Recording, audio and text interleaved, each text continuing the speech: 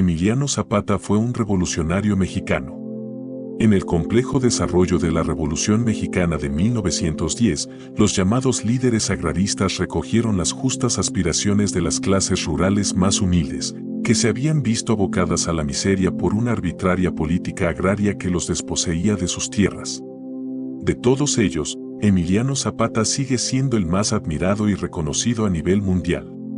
Frente a la ambición sin escrúpulos o la inconsistencia ideológica de Pancho Villa o Pascual Orozco, y frente a una idea de revolución más ligada a la guerra por el poder que a la transformación social, Emiliano Zapata se mantuvo fiel a sus ideales de justicia y dio absoluta prioridad a las realizaciones efectivas. Desgraciadamente, esa misma firmeza y constancia frente a los confusos vientos revolucionarios determinaron su aislamiento en el estado de Morelos, donde acometió fecundas reformas desde una posición de virtual independencia que ningún gobierno podía tolerar. Su asesinato, instigado desde la presidencia, conllevó la rápida disolución de su obra y la exaltación del líder, que entraría en la historia como uno de los grandes mitos revolucionarios del siglo XX. Fue miembro de una humilde familia campesina, era el noveno de los 10 hijos que tuvieron Gabriel Zapata y Cleofás Salazar, de los que solo sobrevivieron 4. En cuanto a la fecha de su nacimiento, no existe acuerdo total, la más aceptada es la del 8 de agosto de 1879, pero sus biógrafos señalan otras alrededor de 1877, 1873, alrededor de 1879 y 1883. Emiliano Zapata trabajó desde niño como peón y aparcero y recibió una pobre instrucción escolar. Quedó huérfano hacia los 13 años, y tanto él como su hermano mayor Eufemio heredaron un poco de tierra y unas cuantas cabezas de ganado, legado con el que debían mantenerse y mantener a sus 2 hermanas, María de Jesús y María de la Luz. Su hermano Eufemio vendió su parte de la herencia y fue revendedor, comerciante y varias cosas más. En cambio, Emiliano permaneció en su localidad natal, Anenecuilco, donde, además de trabajar sus tierras, era aparcero de una pequeña parte del terreno de una hacienda vecina. En las épocas en que el trabajo en el campo disminuía, se dedicaba a conducir recuas de mulas y comerciaba con los animales que eran su gran pasión, los caballos. Cuando tenía alrededor de 17 años tuvo su primer enfrentamiento con las autoridades, lo que le obligó a abandonar el estado de Morelos y a vivir durante algunos meses escondido en el rancho de unos amigos de su familia. Una de las causas de Revolución Mexicana fue la nefasta política agraria desarrollada por el régimen de Porfirio Díaz, cuya dilatada dictadura da nombre a todo un periodo de la historia contemporánea de México, el Porfiriato. Al amparo de las inicuas leyes promulgadas por el dictador, terratenientes y grandes compañías se hicieron con las tierras comunales y las pequeñas propiedades, dejando a los campesinos humildes desposeídos o desplazados a áreas casi estériles. Se estima que en 1910, año del estallido de la revolución, más del 90% de los campesinos carecían de tierras y que alrededor de 1 millar de latifundistas daba empleo a 3 millones de braceros. Tal política condenaba a la miseria a la población rural y, aunque era un mal endémico en todo el país, revistió particular gravedad en zonas como el estado de Morelos, donde los grandes propietarios extendían sus plantaciones de caña de azúcar a costa de los indígenas y los campesinos pobres. En 1909, una nueva ley de bienes raíces amenazaba con empeorar la situación. En septiembre del mismo año, los alrededor de 400 habitantes de la aldea de Zapata, Anenecuilco, fueron convocados a una reunión clandestina para hacer frente al problema. Se decidió renovar el Consejo Municipal, y se eligió como presidente del nuevo consejo a Emiliano Zapata. Tenía entonces 30 años y un considerable carisma entre sus vecinos por su moderación y confianza en sí mismo. Pasaba por ser el mejor domador de caballos de la comarca y muchas haciendas se lo disputaban. Como presidente del consejo, Zapata empezó a tratar con letrados capitalinos para hacer valer los derechos de propiedad de sus paisanos. Tal actividad no pasó desapercibida, y posiblemente a causa de ello el ejército lo llamó a filas. Tras 1 mes y medio en Cuernavaca, obtuvo una licencia para trabajar como caballerizo en Ciudad de México, empleo en el que permaneció poco tiempo. De regreso a Morelos, Emiliano Zapata retomó la defensa de las tierras comunales. En Anenecuilco se había iniciado un litigio con la hacienda del hospital y los campesinos no podían sembrar en las tierras disputadas hasta que los tribunales resolvieran. Emiliano Zapata tomó su primera decisión drástica, al frente de un pequeño grupo armado, ocupó las tierras del hospital y las distribuyó entre los campesinos. La atrevida acción tuvo resonancia en los pueblos cercanos, pues en todas partes se daban situaciones similares. Zapata fue designado jefe de la Junta de Villa de Ayala, localidad que era la cabeza del distrito al que pertenecía su pueblo natal. La política agraria y las abismales desigualdades sociales que trajo consigo el porfiriato figuran entre las causas profundas de la Revolución Mexicana, pero su detonante inmediato fue la decisión de Porfirio Díaz de presentarse a las elecciones de 1910. Tales elecciones eran en realidad una farsa pseudo-democracia para prolongar otros 6 años su mandato. El viejo dictador, tras reprimir y eliminar la libertad de prensa y cualquier atisbo de disidencia política, mantenía el formalismo de hacerse reelegir periódicamente. Francisco Ignacio Madero, fundador del partido antirreeleccionista, había presentado su candidatura a las elecciones de 1910, pero fue perseguido y obligado a exiliarse. Comprendiendo la inutilidad de la vía democrática, Francisco Madero lanzó desde el exilio el Plan de San Luis, proclama política en la que llamaba al pueblo mexicano a alzarse en armas contra el dictador el 20 de noviembre de 1910, fecha de inicio de la Revolución Mexicana. La clave del éxito de su llamamiento en las zonas rurales radicaba en el punto tercero del plan, que contemplaba la restitución a los campesinos de las tierras de que habían sido despojados durante el porfiriato. En Morelos, muchos se sumaron de inmediato a la insurrección. No fue el caso de Zapata. No confiaba plenamente en las promesas del Plan de San Luis y quería previamente ver reconocidos y legitimados con nombramientos los repartos de tierras que había efectuado al frente de la Junta de Villa de Ayala.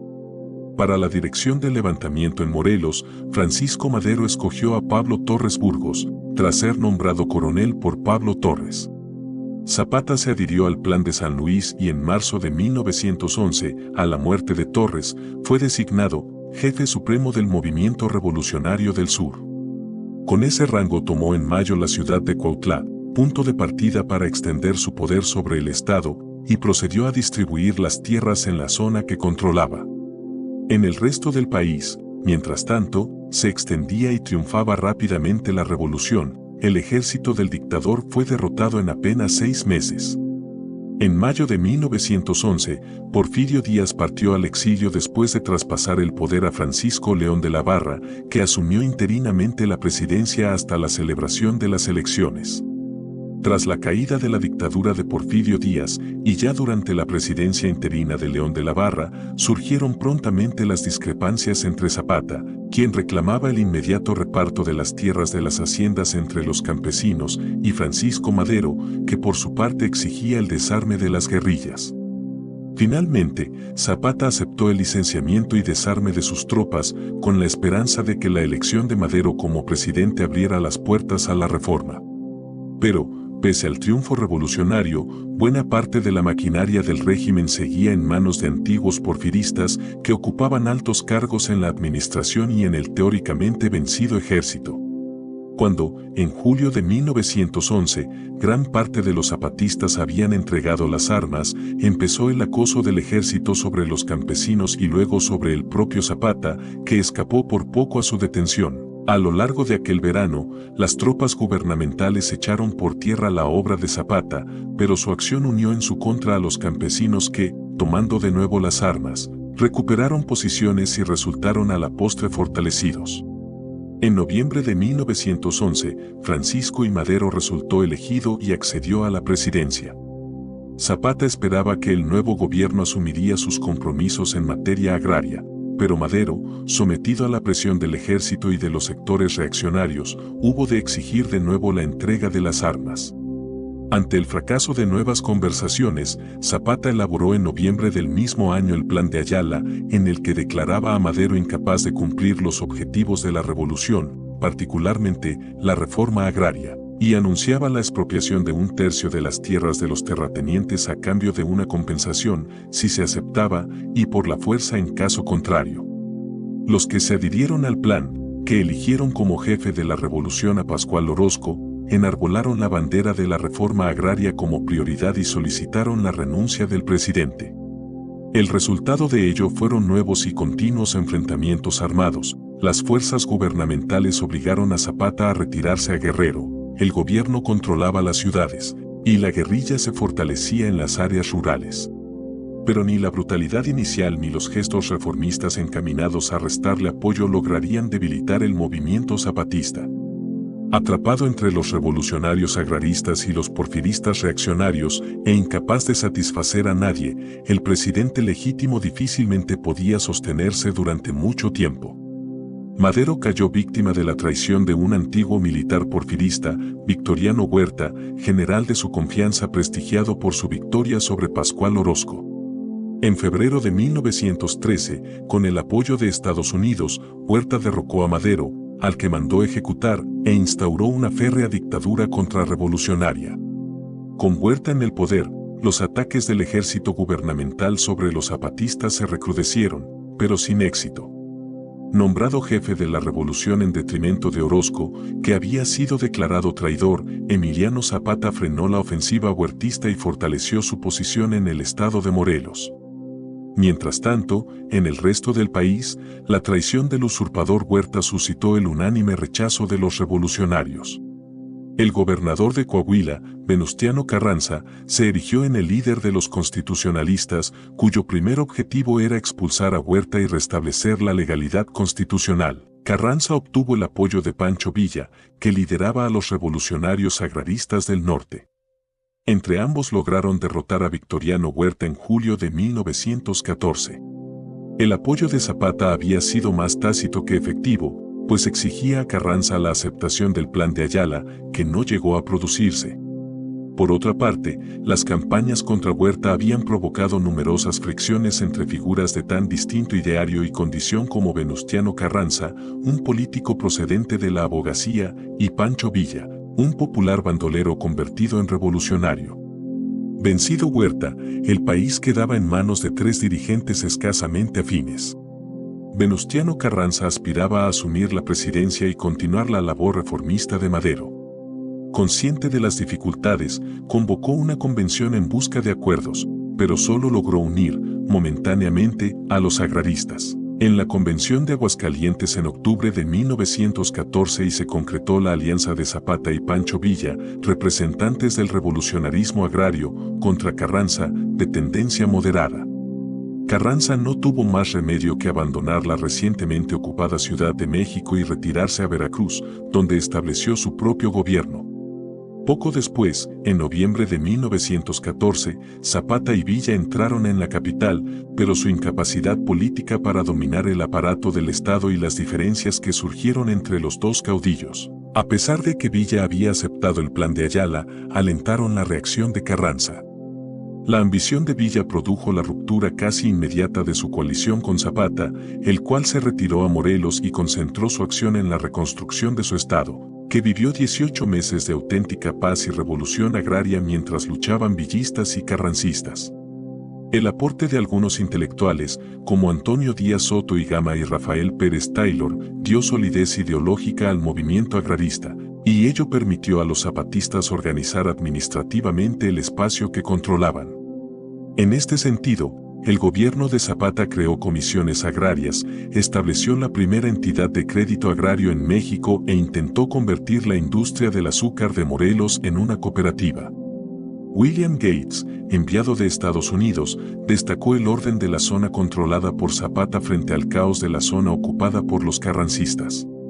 Sin embargo, la guerra proseguía. En 1915, la derrota de Villa permitió que Carranza centrara sus ataques contra Zapata, que por su dedicación exclusiva a Morelos carecía de proyección nacional. En febrero de 1916, Zapata autorizó conversaciones entre representantes suyos y el general Pablo González, a quien Carranza había encomendado la recuperación de Morelos. Estas conversaciones terminaron en fracaso y, al frente de sus tropas, González se adentró en Morelos. En junio de 1916 tomó el cuartel general de Zapata, el cual reanudó la guerra de guerrillas y logró recuperar el control de su estado en enero de 1917. Tras esta nueva victoria, Zapata, que preveía erróneamente la inmediata caída de Carranza, llevó a la práctica un conjunto de avanzadas medidas políticas, agrarias y sociales, tanto para incrementar su base en Morelos como para buscar apoyos en el resto de México. En diciembre de 1917, Carranza ordenó a Pablo González una nueva ofensiva, que tomó ahora otro talante, buscando la negociación y la aceptación de las nuevas leyes del gobierno, pero los avances fueron exiguos. Ante la imposibilidad de acabar con el movimiento y la amenaza que Zapata suponía para el gobierno federal, en la medida en que radicales de otros estados podían seguir su ejemplo, Carranza y González urdieron un plan para asesinar a Zapata. Haciéndole creer que iba a pasarse a su bando y que les entregaría municiones y suministros, el coronel Jesús Guajardo, que dirigía las operaciones gubernamentales contra él, logró atraer a Zapata a un encuentro secreto en la hacienda de Chinameca, en Morelos. Cuando Zapata, acompañado de 10 hombres, entró en la hacienda, los soldados que fingían presentarles armas lo acribillaron a quemarropa. Pablo González trasladó el cuerpo a Cuautla y ordenó fotografiar y filmar el cadáver para evitar que se dudase de su muerte. Pero, igualmente, muchos de sus paisanos y correligionarios no creyeron que hubiera muerto. Unos decían que era demasiado listo para caer en la trampa y que había enviado a un doble, otros encontraban a faltar una característica en el cadáver exhibido. Genovevo de la O sucedió al fallecido líder al frente del movimiento, pero la guerrilla perdió de inmediato su fuerza e independencia política al apoyar a Álvaro Obregón, que derrocó a Carranza y asumió la presidencia. Aunque varios de los principios del movimiento zapatista fueron formalmente recogidos en las primeras legislaciones revolucionarias mexicanas, empezando por la Constitución de 1917, ni Venustiano Carranza ni sus sucesores, que ejercerían la presidencia a la sombra del influyente Plutarco Elías Calles, los llevarían a sus últimas consecuencias. Hubo que esperar a la llegada de un estadista de la talla de Lázaro Cárdenas para asistir a decididas políticas de redistribución de la propiedad agrícola. La vida de Emiliano Zapata es símbolo de lucha y entrega por la justicia. Al día de hoy, no hay movimiento obrero o campesino que no use la imagen de Zapata como estandarte. Es por eso que siempre será recordado como uno de los más grandes personajes de la historia mundial.